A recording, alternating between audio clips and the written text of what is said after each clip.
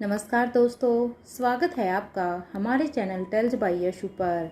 यहाँ पर आपको मिलेंगी अनोखी और रोचक कहानियाँ। अगर आपको हमारी कहानियाँ पसंद आती हैं तो कृपया करके हमारी वीडियो को लाइक करें, इसको अपने दोस्तों के साथ शेयर करें और अगर आप इस चैनल पर नए हैं तो कृपया करके सब्सक्राइब करें। आपका हमारे चैनल पर विजिट करने के लिए बहुत बहुत धन्यवाद। चलिए आज की कहानी का सफ़र शुरू करते हैं।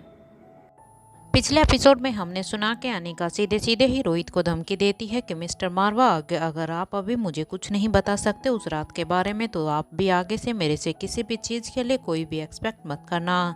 इसके लिए मैं बिल्कुल भी जिम्मेवार नहीं होंगी। तभी रोहित अनिका को उस पिछली रात के बारे में सब कुछ बताने के लिए तैयार हो जाता है और रोहित अनिका को बता देता है कि वो यहाँ पर वो और स्वातिमा उन लड़कियों को बचाने के लिए ही यहाँ पर आए थे, क्योंकि उन्हें एक फ़ोन के जरिए इस सब कुछ बातों के बारे में पता चला था जो फ़ोन कल्याण शास्त्री का था। अनिका भी धीरे धीरे अब सारी ही कड़ियों को जोड़कर सारी ही बातों को समझने की कोशिश करती है। उसके बाद अब अनिका रोहित से पूछती है कि तो फिर ये यहाँ पर ये महल किसने बनवाया है। अनिका की इस बात पर रोहित कहता है कि तुम्हारी माँ स्वाति मल्होत्रा ने इस महल को काफ़ी पहले ही बनवा दिया था। अब अनिका, क्योंकि पहले से ही अनिका को डाउट होता है कि जब यहाँ पर फाइट हुई थी तो यहाँ पर जो स्टैचू यूज़ किए गए थे, जो स्टैचू यहाँ पर ऑलरेडी इंस्टॉल थे, ये ज़रूर स्वाति मल्होत्रा की ही टेक्नोलॉजी है। इससे अनिका को अपनी माँ के ऊपर प्राउड होता है। फिर अनिका रोहित से आगे पूछती है कि तुमने पहले मुझे इस बात के बारे में क्यों नहीं बताया कि तुम लोग यहाँ पर सिर्फ उन लड़कियों को बचाने के लिए आए हैं। अगर ऐसी कोई इमरजेंसी होती तो मिस्टर मारवा, क्या मैं आपके और माँ के साथ नहीं चलती? मैं भी आप लोगों के साथ चल सकती थी। अगर मैं वहाँ होती तो तुम्हें कुछ नहीं होने देती, बिलीव मी। अनिका की इस बात पर अब रोहित कहता है कि अगर तुम हमारे साथ होती तो फिर राजमहल को, अनिका हमारी एब्सेंस में यहाँ पर राजमहल को कौन संभालता? क्योंकि तुम तो अच्छी तरह से जानती हो ना कि मेरी एब्सेंस में यहाँ पर राजमहल पर भी हमला हुआ था। यहाँ पर राजमहल पर भी हुआ था और हमारे महल पर भी हमला हुआ था। अब अनिका रोहित की बातों को अच्छे से समझ रही थी कि रोहित ने आखिर ये प्लान क्यों बनाया, क्योंकि रोहित अच्छी तरह से जानता था कि अगर रोहित की प्रेजेंस में अनिका दोनों ही तरह अच्छे तरह से संभाल सकती है। अनिका की प्रेजेंस में राजमहल को भी कोई खतरा नहीं होगा और हुआ भी वही, और वो महल पर भी अगर कोई खतरा होता है तो उसके लिए भी अनिका ऑलरेडी यहीं पर महल में ही होगी। इसलिए अब अनिका रोहित की बातों को समझ रही थी। अनिका भी अब रोहित की बातों से सहमत थी। ये प्रिंसेस लतिका की बर्थडे नाइट फाइट में उस राजमहल के सीक्रेट दरवाजे से जाने के बाद रोहित ने जिस शख्स को कहा कि जल्दी चलो हमें इस लोकेशन पर पहुंचना है, वो शख्स कोई और नहीं बल्कि वो बूढ़े बाबा थे। क्योंकि स्वाति मल्होत्रा ने रोहित को ले जाने के लिए पहले ही बूढ़े बाबा को वहां पर भेज दिया था। जल्दी ही बूढ़े बाबा और रोहित उस लोकेशन पर पहुंच जाते हैं जहां पहले से ही स्वाति मल्होत्रा उन दोनों का ही इंतजार कर रही थी। स्वाति अपने साथ कुछ एडवांस हथियार भी लेकर गई थी ताकि वो उन लोगों से अच्छे से फाइट कर सके, क्योंकि स्वाति मल्होत्रा अच्छे से जानती थी कि उन लोगों के पास भी एडवांस हथियार बहुत ज़्यादा हैं। कुछ ही देर में किंग के कुछ आदमी भी वहां पर आ ही गए थे। स्वाति और बूढ़े बाबा उस महल के पीछे की तरफ चले जाते हैं। यहाँ रोहित अपने आदमियों के साथ सामने से ही अटैक कर देता है, क्योंकि यहाँ पर स्वाति मल्होत्रा और रोहित दोनों की ही स्ट्रेटेजी थी कि वो महल में आगे और पीछे दोनों तरह से ही उन लोगों पर फाइट करेंगे ताकि उन लोगों के बचने की कोई भी गुंजाइश ना हो। सामने से भी आदमी रोहित और उनकी टीम पर अटैक करते हैं। रोहित भी अभी इनसे ही लड़ने में लगा हुआ था कि तभी उसे एहसास हुआ कि उस महल से 4 आदमी भाग रहे हैं। उन चेहरों को बूढ़े बाबा रोक देते हैं। अब तक स्वाति ने कैमरा को हैक कर लिया था ताकि कोई भी यहाँ पर हो रही एक्टिविटी के बारे में ना जान सके कि यहाँ पर कौन आया है और कौन नहीं, जिसे उनके दुश्मन उन्हें ना देख पाए। अब स्वाति उन चारों के सामने आ जाती है और एक एक पंच उन सब के चेहरे पर मार देती है। एक एक लात उनके सीने पर लगती है। स्वाति अब अंदर उनके साथ फाइट करने के बाद अब स्वाति अंदर चली जाती है, क्योंकि स्वाति को लगा कि ये सब अब शायद उठने के लायक नहीं है। अब तक रोहित भी बूढ़े बाबा के पास आ गया था और वो भी उन सब से फाइट करने लग जाता है। इस बार रोहित उनसे फ्रेंच ट्रेडिशनल फाइट टेक्निक से उनसे लड़ रहा था, जो उसने स्वाति मल्होत्रा से ही सीखी थी। एक आदमी को वो बॉक्सिंग टेक्निक से मार रहा था तो दूसरे को अपने पैरों से घायल कर रहा था। बूढ़े बाबा भी अब तक एक आदमी से भिड़ गए थे, लेकिन चौथे आदमी ने जैसे ही रोहित पर अटैक करने की कोशिश की तभी स्वाति ने तेज डिफेंस करते हुए चौथे आदमी के ऊपर अटैक करके उसे पहले ही रोक दिया था। वो उससे फाइट करने लगी थी। स्वाति से फाइट करते वक्त ही उस आदमी के चेहरे पर एक मास्क निकल गया था। जैसे ही रोहित की नज़र उस आदमी के चेहरे पर पड़ती है तो वो एकदम से उस आदमी के चेहरे को देखकर चौंक जाता है और रोहित भी अब सोचता है कि ये अभी तक जिंदा है। गुस्से से रोहित ने अब एक लात उसे चौथे आदमी के सीने पर भी मार दी थी। जैसे ही वो आदमी सीधा हुआ कि तभी वो उड़कर सीधा ही नीचे जा गिरा, क्योंकि रोहित की ने बड़ी ही प्रेशर के साथ उसको एक लात मारी थी। अब तक स्वाति मल्होत्रा भी समझ गई थी कि अब ये फाइट रोहित बूढ़े बाबा के साथ मिलकर संभाल लेगा। अब स्वाति मल्होत्रा, क्योंकि अब उन चारों के साथ अब रोहित और बूढ़े बाबा ही लड़ रहे थे, इसलिए स्वाति अब उनको वहां पर छोड़कर ही अंदर की तरफ चली जाती है। अंदर जाते ही स्वाति का सामना एक सिक्योरिटी गार्ड से होता है। स्वाति के एक पंच मारने से ही वो सिक्योरिटी गार्ड वहीं पर ही गिर जाता है, क्योंकि वो एक नॉर्मल सिक्योरिटी गार्ड था। तभी वहां पर उससे सिक्योरिटी गार्ड के गिरने के बाद ही जस्ट 20 नकाबपोश लोग स्वाति मल्होत्रा को चारों तरफ से घेर कर वहीं पर ही खड़े हो जाते हैं। स्वाति ने अब अपने एक पंच में ही उन सब पर कहर ढा दिया था, क्योंकि स्वाति का एक पंच ही उन एक आदमी के लिए काफ़ी था। स्वाति फाइट कर ही रही थी कि तभी उसके कानों में किसी बच्चे के रोने की आवाज़ आती है। उस बच्चे के रोने की आवाज़ को सुनकर स्वाति मल्होत्रा अब उस आवाज़ की तरफ देखती है, क्योंकि अब तक वो उन 20 आदमियों को ही वहां पर ढेर कर चुकी थी। इसलिए उस आवाज़ को सुनकर वो उस आवाज़ की तरफ बढ़ती है तो वो देखती है कि एक रूम से एक किसी बच्चे के रोने की आवाज़ आ रही थी। जैसे ही स्वाति मल्होत्रा उस रूम में गई तो उसने देखा कि वो रूम एक छोटे बच्चों, एक नहीं बल्कि बहुत सारे छोटे बच्चों से भरा हुआ था और उस रूम में कुछ लोग इंजेक्शन तैयार कर रहे थे ताकि वो उन बच्चों को आसानी से उनकी बॉडी में इस इंजेक्शन को इंजेक्ट कर सकें। स्वाति को ये समझने में बिल्कुल भी देर नहीं लगती कि ये इंजेक्शन कुछ और नहीं बल्कि ये वही power drug V16 power drug का फर्स्ट डोज है, जिसे देने की तैयारी ये इन बच्चों पर कर रहे हैं, क्योंकि ये एक्सपेरिमेंट अभी भी ख़त्म नहीं हुआ था। ये सब देखकर अब स्वाति मल्होत्रा जल्दी से उन आदमियों पर अटैक करने लगती है। कुछ ही देर में वो सभी के सभी घायल हो जाते हैं। स्वाति मल्होत्रा वहां से उन बच्चों को सेफली बचाती है। वो सारे ही डोज को और इंजेक्शंस को अब स्वाति मल्होत्रा वहीं पर ही डिस्ट्रॉय करने लग जाती हैं, ताकि किसी भी सिचुएशंस में इन बच्चों को ये डोज ना लगे, क्योंकि ये V16 पावर ड्रग की फर्स्ट डोज थी। अगर एक बार इन बच्चों को ये फर्स्ट डोज लग जाती तो उन्हें ताउम्र उसकी हर एक डोज को इंजेक्ट करवाना होता। इसलिए स्वाति मल्होत्रा यहाँ पर इस फर्स्ट डोज को और इन इंजेक्शन को, इनकी सब चीज़ों को ही वहाँ पर डिस्ट्रॉय करने लग जाती है। अब वो उस महल में ही बने एक लैब में जाती है तो वो देखती है कि उस लैब में ना जाने कितने ही स्पर्म को प्रिजर्व कर रखा गया था ताकि उससे और भी बच्चों को पैदा किया जा सके। जब स्वाति की नज़र 3 से 4 लड़कियों पर जाती है जिन्हें फोर्सफुली ये स्पर्म उनकी बॉडी में इंजेक्ट किया जा रहा था, ये देखकर स्वाति ने अपने दोनों ही हाथों से उन लोगों को बचा लिया था और बिना कुछ सोचे और समझे ही उन लोगों पर अटैक कर दिया था, क्योंकि स्वाति मल्होत्रा किसी भी हाल में नहीं चाहती थी कि इन लड़कियों के साथ ये नाइंसाफ़ी हो। कुछ ही देर में उस लैब में सारे ही आदमी अब नीचे गिर चुके थे। वहीं महल में अंदर स्वाति सबको अब तक उन सारी ही लड़कियों और बच्चों को बचा चुकी थी, तो वहीं महल के बाहर अब तक किंग के आदमी और उस महल के बचाने वाले आदमियों के बीच ज़बरदस्त फाइट हो रही थी। वहाँ पर ऐसा लग रहा था जैसे बहुत ज़्यादा ही गोलीबारी स्टार्ट हो चुकी हो। वहाँ पर हर जगह खून ही खून नज़र दिखाई दे रहा था। कुछ ही देर में किंग के सारे ही आदमी उन सभी को मौत के घाट उतार देते हैं और यहाँ रोहित ने भी अब बूढ़े बाबा की मदद से उन चारों को मार गिराया था, क्योंकि इन चारों आदमियों में पावर कुछ ज़्यादा ही थी। शायद इन चारों की ही पावर शक्तिशाली गेंडे के बराबर थी। हालांकि रोहित के लिए उनको हराना इतना आसान नहीं था। रोहित समझ गया था कि उनके दुश्मनों की ताकत दिन पर दिन ही बढ़ती जा रही है। इसका राज तो खुद रोहित भी नहीं जानता था, लेकिन रोहित की नज़र अब उस आदमी पर थी जिसका मास्क फाइट करते टाइम, स्वाति से फाइट करते टाइम उसका मास्क निकल गया था। रोहित ने अब उसे एक लात मारी और वहीं उसे जमीन पर खोदे हुए गड्ढे में डाल दिया और उसके ऊपर तभी थोड़ी मिट्टी भी डाल देता है। तभी रोहित को महल से एक ऑटोमेटिक वॉइस आती है, very nice, I am impressed with you. देखो, काफ़ी वक्त से मैं तुम्हारी ही फाइट को ऑब्जर्व कर रहा हूँ। तुम वही हो ना जो कर्नाटक आइलैंड में बने उस घर के टेरेस पर फाइट कर रहे थे।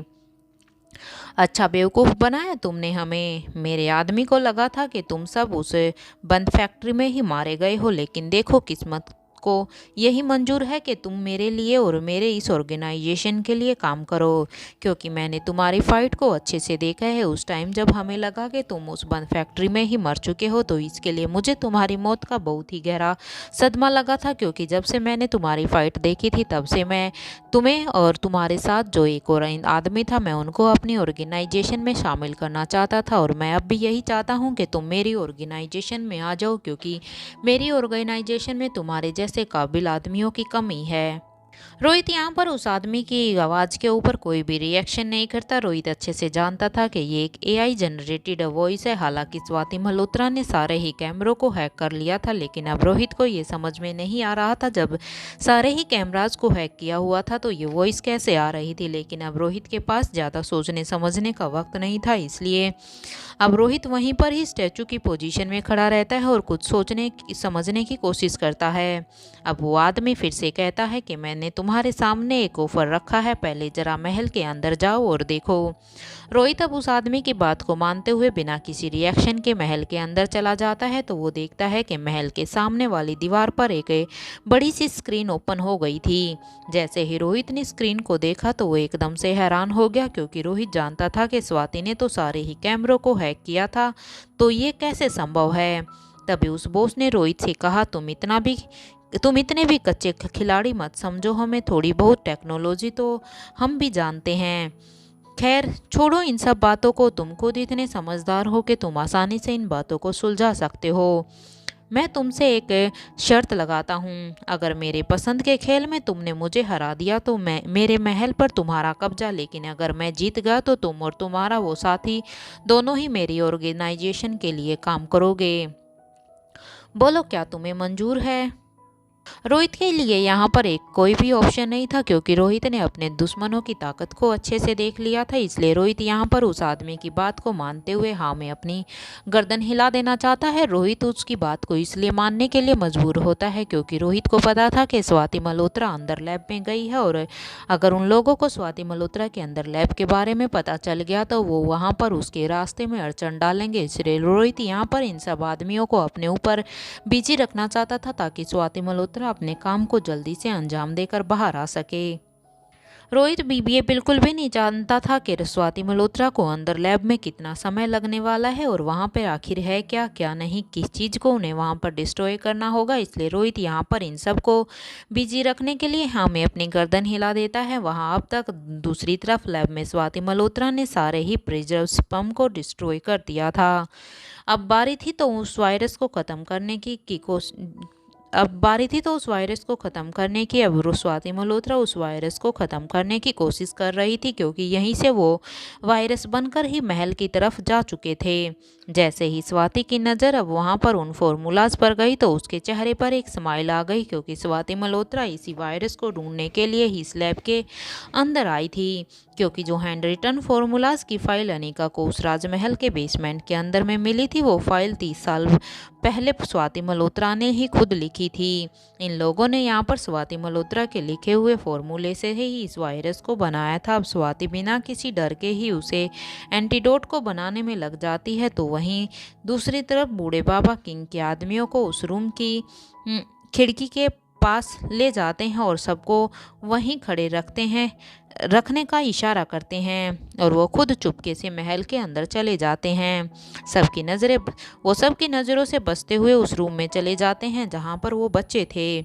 उस रूम में स्वाति आधा काम तो पहले से ही कर चुकी थी। जैसे ही बूढ़े बाबा बच्चों को रूम में जाते हैं तो वो खिड़की खोल देते हैं, जहां पर किंग यानी कि रोहित के आदमी पहले से ही खिड़की के बाहर मौजूद थे। बूढ़े बाबा अब एक एक करके उन बच्चों को किंग के आदमियों को देते हैं, और वो वहां से उन सब बच्चों को बाहर निकालने की तैयारी करते हैं। वहीं दूसरी तरफ रोहित और बॉस के बीच में अब एक चेस गेम शुरू हो गया था, उन दोनों के बीच में ही, क्योंकि यहाँ पर उनके बॉस ने रोहित को एक चैलेंज दिया था, और वो चैलेंज कुछ और नहीं बल्कि एक चेस गेम खेलने का था। चेस बोस का ऐसा गेम था जिसमें वो पिछले 40 सालों से एक बार भी नहीं हारा था। इधर रोहित भी आज तक चेस में नहीं हारा था और वो बोस भी 40 सालों से लगातार इस गेम में जीतता ही आ रहा था। आज भी बोस को अपने ऊपर पूरा ही कॉन्फिडेंट था कि वो सामने वाले को हरा देगा, क्योंकि लगातार जब एक इंसान 40 सालों तक एक गेम में विजयी हासिल करे तो उसका कॉन्फिडेंस है ऑलमोस्ट ओवर कॉन्फिडेंस में बदल जाता है। और शायद यही चूक यहाँ पर ये बोस कर रहा था। बोस ने अपने आदमी से कहा, भाई चेस गेम शुरू करवाई जाए। रोहित ने पहले चाल बोस को ही चलने के लिए दी थी, क्योंकि रोहित की ये एक स्ट्रेटेजी थी। वो चाहे मैदान हो या फिर एक गेम हो, वो हर बार सामने वाले को ही एक चांस देता था खेलने के लिए, ताकि वो उसकी स्ट्रेटेजी को उसकी एक पहले ही दांवपेच से समझ सके। यहाँ पर रोहित के द्वारा इशारा किए जाने से अब बोस की पहली चाल से ही अब रोहित समझ गया था कि उसके सामने वाले को कैसे हराना है, क्योंकि बोस ने अपनी पहली चाल को चल दिया था। कुछ देर तक एक दूसरे को टफ फाइट देने के बाद अब रोहित ने बोस को हरा दिया था और ये बोस के लिए एक सबसे बड़ा सदमा था, क्योंकि 40 सालों के बाद उसे किसी ने उसी के ही पसंदीदा गेम में हराया था। ये देखकर तो बोस के आदमी ही नहीं बल्कि वहाँ पर दूसरी तरफ बोस का खास आदमी और बोस भी खुद फटी हुई आंखों से उस चेस बोर्ड की तरफ ही देख रहे थे, क्योंकि यहाँ पर ये गेम जितनी जल्दी से ख़त्म हुआ था, उन लोगों को भी इस गेम में कुछ भी समझ नहीं आया कि आखिर ये गेम इतनी जल्दी ख़त्म कैसे हुआ। जिस गेम में उसे 40 साल से महारत हासिल थी, उस गेम में वो कुछ ही मिनटों में हार चुका था।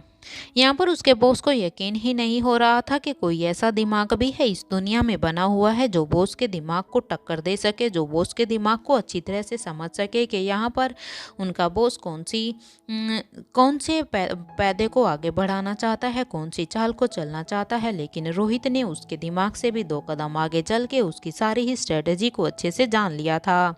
इधर महल में खड़े वो 4 आदमी समझ गए थे कि अब उनकी मौत पक्की है, क्योंकि उनका बॉस अब हार चुका है। और जैसे कि उस बॉस ने उसे एक कंडीशन दी थी कि अगर वो उसे इस महल में हरा देंगे, अगर वो उसे इस गेम में हरा देगा तो फिर ये महल उसी का होगा, क्योंकि उनका बॉस अब हार चुका था। इसलिए वो अब अपनी मौत को वहाँ पर अपने सामने ही देखते हैं। जैसे ही अब रोहित अपनी जगह से इस गेम को जीतने के बाद खड़ा होता है तो उसने उसी आदमी का कॉलर पकड़ा और उसे फिर महल से ही बाहर ले गया और फिर से उसे एक लात मारी, जिससे इस बार वो आदमी सीधा ही उसे कबर्ड में जाके गिर गया, क्योंकि थोड़ी देर पहले जब रोहित ने उसे वहाँ पर डाला था तो वो आदमी फिर से निकल आया था। इसलिए रोहित अब उसी आदमी को, जिस आदमी का चेहरा रोहित ने वहाँ पर देखा था, अब उसे पकड़ के फिर से उसी खोदी हुई कबर्ड में डाल देता है। तभी रोहित की नज़र अपने पीछे एक चौपर पर पड़ती है, जिसमें एक 6 फीट का आदमी बाहर आता है और उसके हाथ में एक गन रहती है। उस आदमी के साथ एक और आदमी खड़ा हुआ था, जो अपने ही बॉस को रोक रहा था कि बॉस ऐसा वैसा कुछ मत कीजिए, गुस्से में आप कोई भी गलत डिसीजन मत लीजिए। जैसे ही वो दोनों अब यहाँ पर महल के अंदर आए तो बॉस ने अपने आदमी को देखा। वो समझ गया था कि उस आदमी ने तीनों ही चौपर में वो आदमी समझ गया था कि वहाँ पर जो 4 आदमी थे उनमें से एक को तो रोहित अभी वहीं पर खड्डे में डाल चुका था, लेकिन वो जो तीनों ही आदमी थे उनको अब चौपर में बैठने का इशारा करता है। जबकि उस बॉस के साथ जो आदमी आया था वो अब तक उस चौथे आदमी को भी उस कबर्ड से निकालता है। वो तीनों ही अब जल्दी से उस चौपर में जाकर बैठ जाते हैं, क्योंकि ये उनके बॉस का इशारा था। शायद ये चारों ही आदमी इसके बॉस के लिए बहुत ही इम्पोर्टेंट पर्सन थे, इसीलिए ही तो इनको बचाने के लिए उनका बॉस आज खुद रोहित के सामने आया था। बॉस जब जैसे ही अंदर जाने ही वाला था कि उसके नाक के पास वही खुशबू आई जो उसे 30 साल पहले आई थी।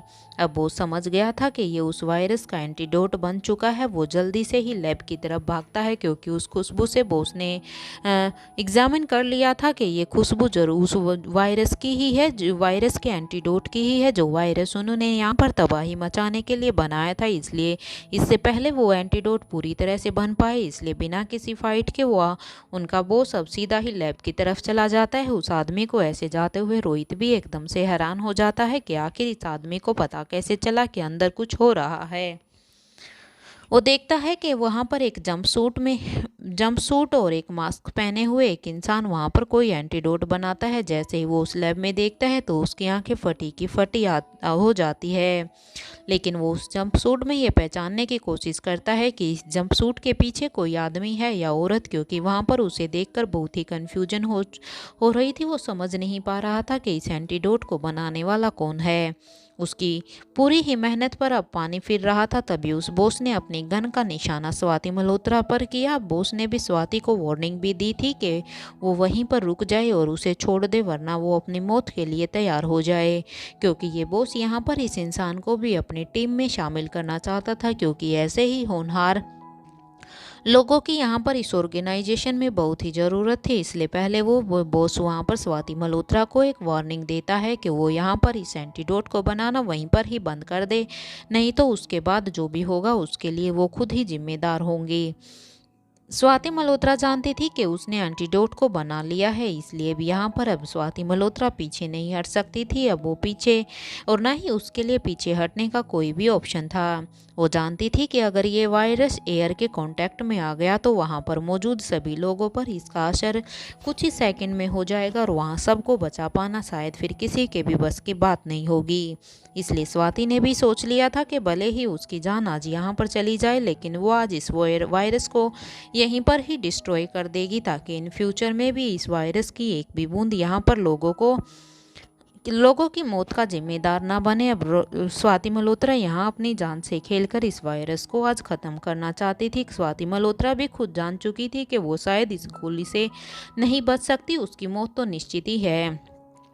अगर वो यहाँ पर इस वायरस को डिस्ट्रॉय नहीं करती तो भी यहाँ पर उसकी मौत निश्चित है, क्योंकि जैसे ही ये वायरस एयर में आएगा तो सब लोगों के साथ साथ यहाँ पर स्वाति मल्होत्रा का भी मरना तय है। इसलिए स्वाति मल्होत्रा यहाँ पर फिर से एक चांस लेती है। वो चाहती है कि मैं आखिरी सांस तक अपने लिए और यहाँ पर मौजूद सभी लोगों के लिए लड़ूँ। मैं क्यों ना इस वायरस को अभी के अभी डिस्ट्रॉय कर दूँ। अगर ये वायरस डिस्ट्रॉय हो जाता है तो लगता है कि मेरी एक की मौत के बाद शायद सब लोगों की जान बच जाएगी। इसलिए स्वाति मल्होत्रा अब धीरे धीरे उस एंटीडोट को वायरस में डाल रही थी। उसने उस डर के मारे बिल्कुल भी अपने हाथों को नहीं रोका था। स्वाति जानती थी कि अब वो नहीं रुक सकती और ना ही उसके पास यहाँ पर रुकने का कोई भी ऑप्शन है। अब अगर यहाँ पर ये आदमी उसके ऊपर गोली चलाए तो स्वाति मल्होत्रा को वो भी पसंद है। अब स्वाति को ऐसे ना रुकता हुआ देखकर अब उस बॉस ने भी अपनी गन से स्वाति के सिर पर एक निशाना लगा दिया था, ताकि स्वाति मल्होत्रा वहीं पर ही रुक जाए और वो यहाँ पर बने गए इस वायरस को बचा सके।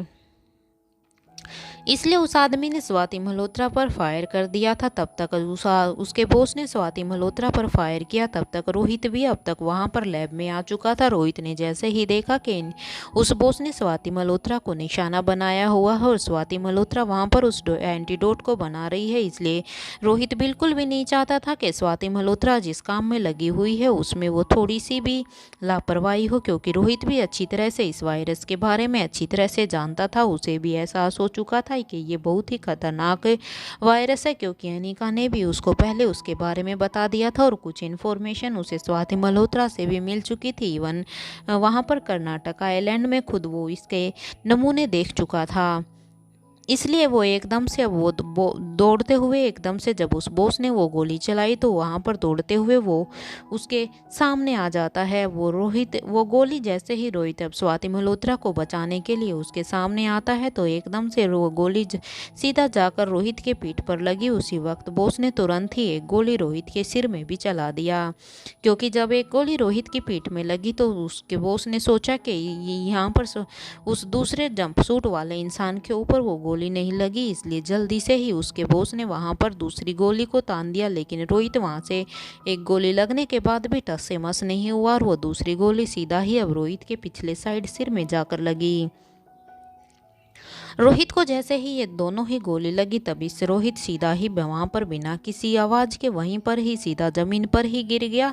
स्वाति मल्होत्रा अब तक अपना काम पूरा कर चुकी थी। स्वाति मल्होत्रा ने अब तक उस एंटीडोट को इस वायरस में डाल दिया था, वो अब सफल हो चुकी थी। लेकिन जैसे ही उसे अपने पीछे से कुछ गिरने की आवाज़ आई तो वो एकदम से स्वाति मल्होत्रा भी एकदम से हैरान हो गई, क्योंकि खुद स्वाति मल्होत्रा को इस बात का एहसास नहीं था कि यहाँ पर रोहित उसे बचाने के लिए आ जाएगा।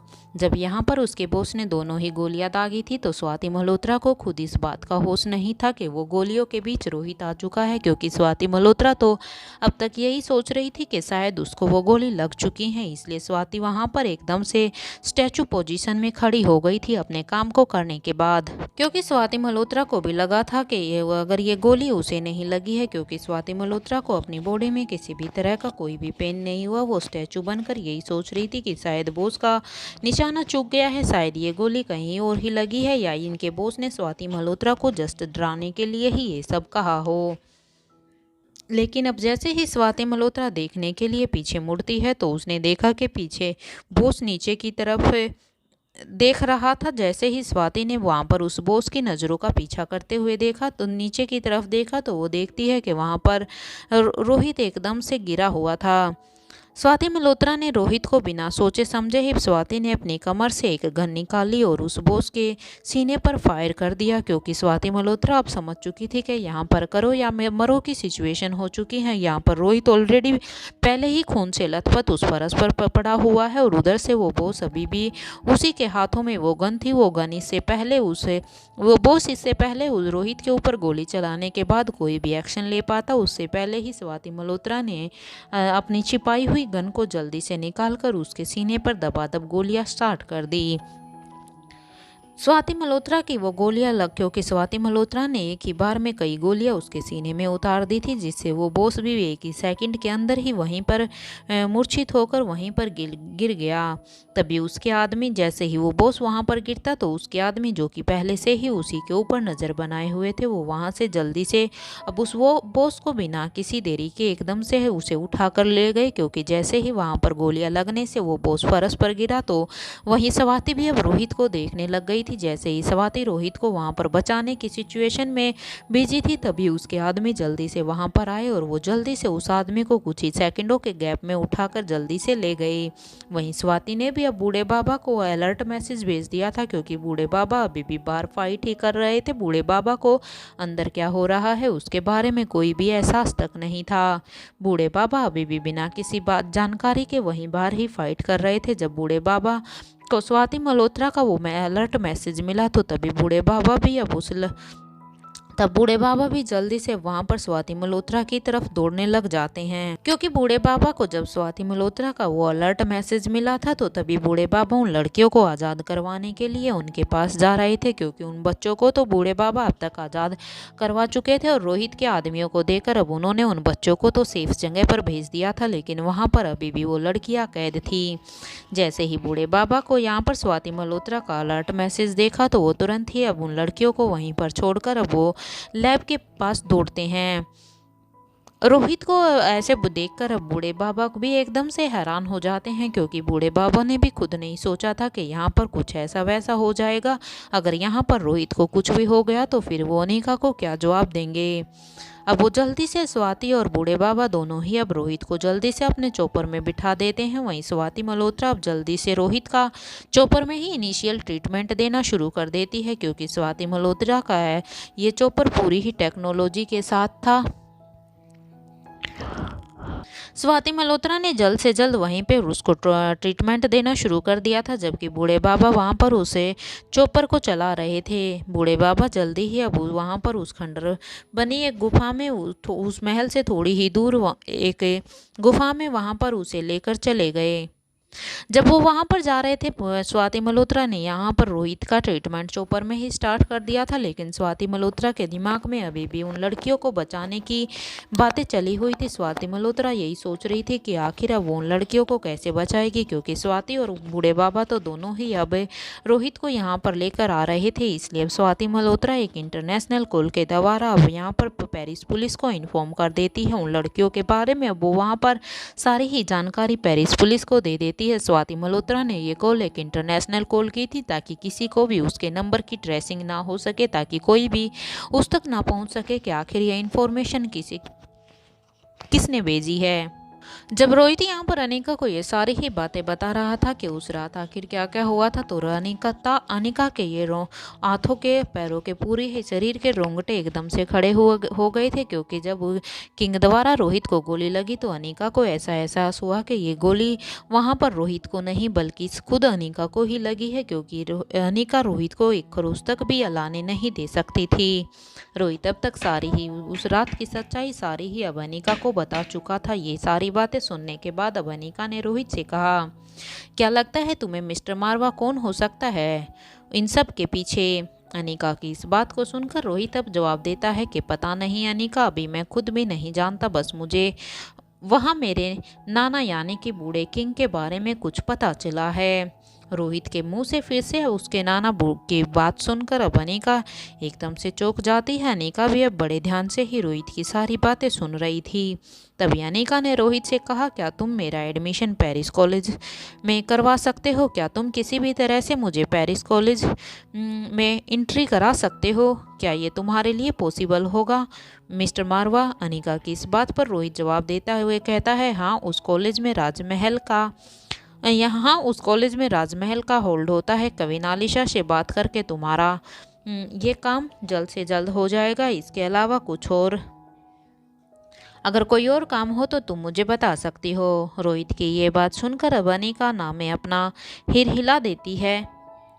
हिला देती है और कहती है, तुम अपने नाना की ये मिस्ट्री सोल्व करो, इस कॉलेज वाले केस को मैं अकेले ही हैंडल कर लूँगी, क्योंकि यहाँ पर हम दोनों को लगता है अब अपने अपने लेवल पर काम करना होगा। ये कहते हुए ही अनिका अब अपने कबर्ड से अपनी माँ की दी हुई टेक्नोलॉजिकल वॉच को निकालती है और उसे रोहित को दे देती है। रोहित हैरानी से अनिका को ही देखता रहता है क्योंकि रोहित सोचता है कि आखिर ये वॉच अनिका की है और ये अनिका के यूज़ के लिए है, तो वो रोहित को क्यों दे रही है। रोहित को ऐसे हैरानी में देखते हुए अनिका कहती है, इसे ले लो मिस्टर मारवा। पिछली बार मैं तुम्हारी लोकेशन को ट्रेस नहीं कर पाई थी, क्योंकि माँ ने एक हाई लेवल की सिक्योरिटी तुम्हारी ट्रैकिंग में लगा दी थी, इसलिए मैं तुम्हारे नंबर को ट्रेस नहीं कर पाई थी। और मिस्टर मारवा, मैं नहीं चाहती कि जैसा पिछली बार हुआ तो वो दोबारा से हो, क्योंकि जब तक मैं तुम्हारी लोकेशन को ट्रेस नहीं कर पाती, जब तक मुझे ये नहीं पता होता कि तुम कहाँ पर हो, तब तक लिए मेरा काम कर पाना काफ़ी ही मुश्किल होता है। और मैं नहीं चाहती जैसा पिछली बार घटित हुआ है कि 3-4 दिनों तक तुम्हारा कोई भी पता नहीं था, इसलिए मैं नहीं चाहती कि अब की बार ऐसा कुछ भी हो। इस वॉच का होल्ड मेरे पास ही होगा, डोंट वरी।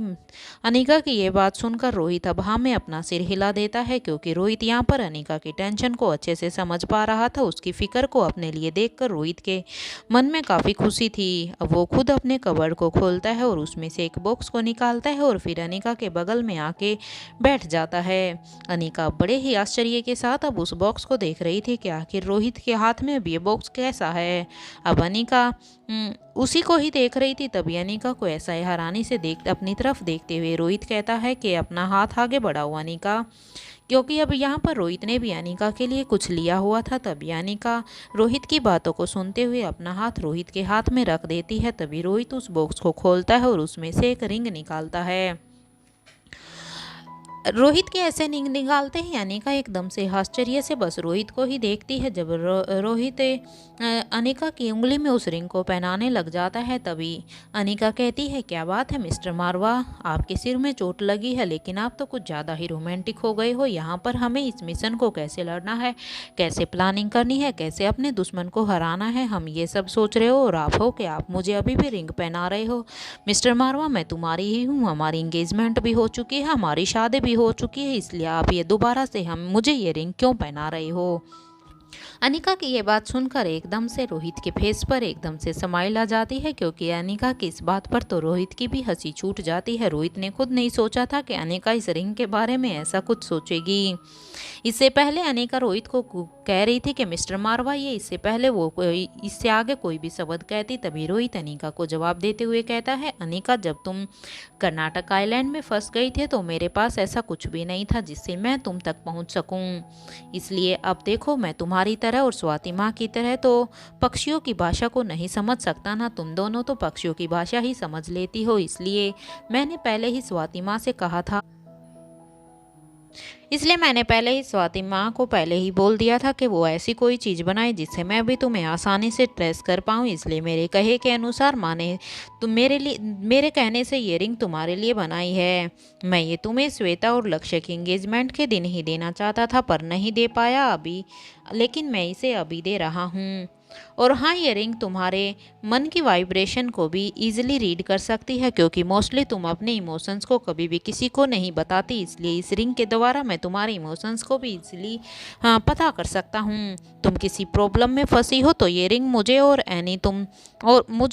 एनी हम दोनों को ही अलर्ट दे देगी, ताकि अगर किसी सिचुएशन में मैं कहीं पर बिजी हूँ या मैं तुम्हें नहीं बचा पाए तो एटलीस्ट एनी तो तुम तक पहुँच ही सकती है। बस तुम इसे खुद से अलग कभी भी मत करना अनिका। ये सुनकर तो अनिका हाँ में अपना सिर हिला देती है और वो खुद सोचती है कि सच में रोहित अब कितना एडवांस का उसके लिए सोच रहा है। जैसा कि अनिका ने रोहित के लिए सोचा था वैसा ही रोहित भी अनिका के लिए सोच रहा था। रोहित अब ये सब होने के बाद रोहित अब जल्दी से अपना फ़ोन निकालता है और अनिका को कहता है, अनिका तब तक मैं राजमहल से तुम्हारे वहाँ पर एंट्री करने के लिए तुम्हारा इंतज़ाम करता हूँ। इसलिए अब वो उठकर वहाँ से बाहर चला जाता है। रोहित अब अपने फ़ोन को निकालकर बड़ी रानी को कॉल करता है। जब से रोहित को सामने से आवाज़ आती है कि कहो किंग, कैसे याद किया और कहाँ थे आप इतने दिन तक? पता है यहाँ पर तुम्हारी बीबी को और हम सबको कितनी परेशानी हो गई थी बड़ी रानी की। किस बात पर? रोहित ने जवाब दिया, क्या आप आज रात हमारे यहाँ डिनर पर आ सकती हैं? क्योंकि रोहित बड़ी रानी को यहाँ पर बुलाकर ही यहीं पर अनिका के उस कॉलेज में एंट्री करने के सारे ही प्रोसेस से के बारे में बात कर सकता था, क्योंकि रोहित बिल्कुल भी नहीं चाहता था कि वो राजमहल में जाकर अब इस बारे में कोई भी बात करे, क्योंकि उसे पता था कि वहाँ पर अब पता नहीं सिक्योरिटी किस लेवल की होगी। अब रोहित कहता है, मुझे और मेरी बेबी को आप सबकी खातिरदारी करने का मौका मिलेगा, हमें अच्छा लगेगा बड़ी रानी अगर आप यहाँ पर हमारे महल में आएगी तो।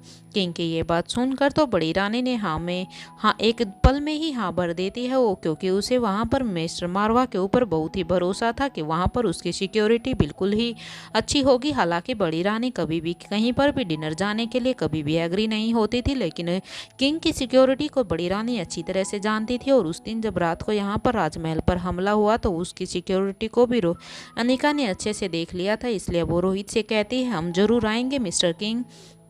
ये कहने के बाद अब बड़ी रानी कहती है कि हम आपसे आकर वहीं पर ही बात करते हैं। ये कहते हुए बड़ी रानी भी अपने फ़ोन को कट कर देती हैं। रोहित अब बात करने के बाद अब वापस से अनिका के पास आ गया था। अब अनिका रोहित से कहती है, क्या लगता है मिस्टर मारवा वो मुझे वहाँ पर इंटर करने के लिए हेल्प कर पाएंगी? इस बात पर रोहित अब जवाब देता है, मैं पूरी कोशिश करूँगा कि अनिका तुम उस पेरिस के कॉलेज में किसी भी तरह से एंट्री कर पाओ। और हाँ उस शख्स और हाँ शाम को सबको तैयार रहने के लिए भी कह दो। और मैं तुम्हें अभी बता रहा हूँ कि सब वहाँ पर मुझे सब टाइम से ही तैयार चाहिए। अब अनिका कहती है, लेकिन मिस्टर मारवा क्या आपने सोचा है कि मैं वहाँ पर इंटर कैसे करूँगी? क्योंकि अगर देखा जाए तो अब मैं हर बार तो वहाँ पर एक स्टूडेंट बनकर नहीं जा सकती हूँ। इसलिए मिस्टर मारवा अब हमें कुछ और ही सोचना होगा। रोहित भी अब इस बात को अच्छे से समझ पा रहा था कि शायद स्टूडेंट बनकर तो अनिका के लिए ये पॉसिबल नहीं होगा। इसलिए रोहित भी हाँ में अपना सिर हिलाता है और कहता है, लेट्स सी अनिका, अगर हम कुछ कर सकते हैं तो।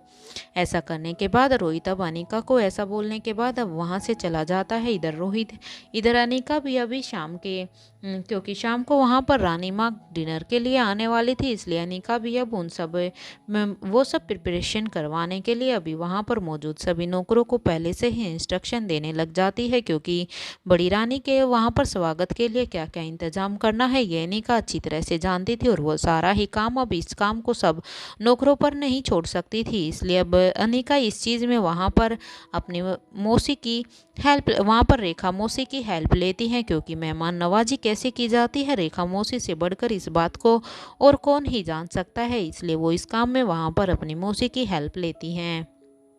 यहाँ पर अनिका और रेखा मौसी जब यहाँ पर ये सारी ही प्रिपरेशन कर रहे थे तभी रिया वहाँ पर आ जाती है। रिया अनिका के पास आकर पूछती है, मोम क्या कुछ आज स्पेशल है? क्योंकि आज सब कुछ ही कुछ अलग ही तरीके से स्पेशल हो रहा है। हालांकि यहाँ पर रिया को उसकी फैमिली को किसी भी तरह की कोई भी चीज़ों की कमी नहीं थी। ये महल पूरा ही लग्जेरियस था, लेकिन वहाँ पर आज कुछ स्पेशल ही हो रहा था। इसलिए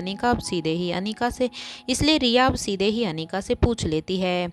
अनिका रिया को कहती है कि हाँ, हमने यहाँ पर बड़ी रानी को डिनर के लिए बुलाया है, इसलिए ही ये सारी तैयारियां हो रही हैं। राजमहल से कोई आ रहा है। ये बात सुनकर तो रिया के चेहरे एकदम से खिल जाता है। इसलिए रिया उछलते हुए कहती है, तो क्या मोम अब प्रिंसेस लतिका भी यहाँ पर हमारे महल में डिनर के लिए आ रही हैं? रिया का ये सवाल सुनकर अब अनिका बस एक स्माइल दे देती है और कहते हैं, लेट्स सी रिया, तुम्हें खुद शाम को सब कुछ पता चल जाएगा।